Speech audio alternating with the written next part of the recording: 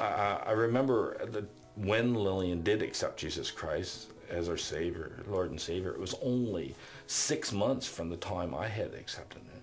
She went from not believing there was a God to accepting Jesus Christ as her Savior through trying to prove that I was being brainwashed. It happened so fast and so quickly, I didn't believe it myself.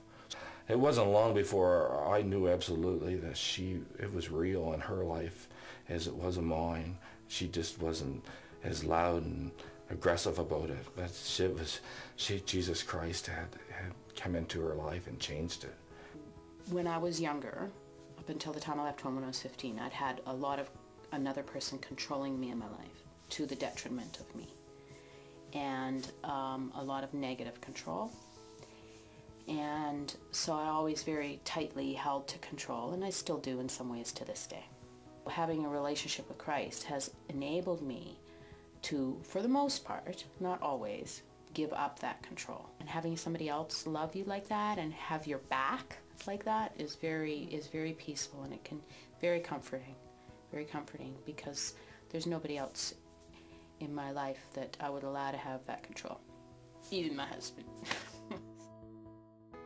Having Christ in our marriage has enabled us to understand that we don't really need or even want to have that control.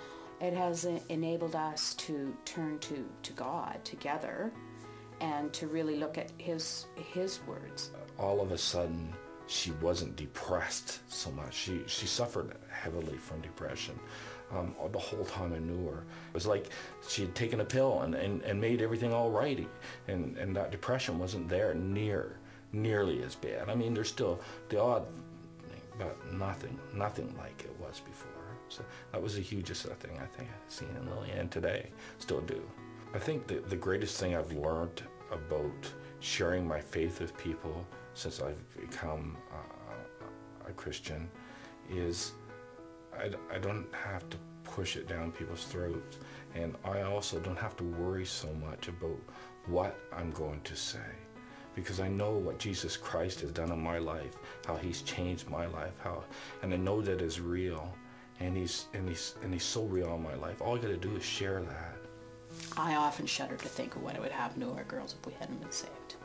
I really do, and so does Doug.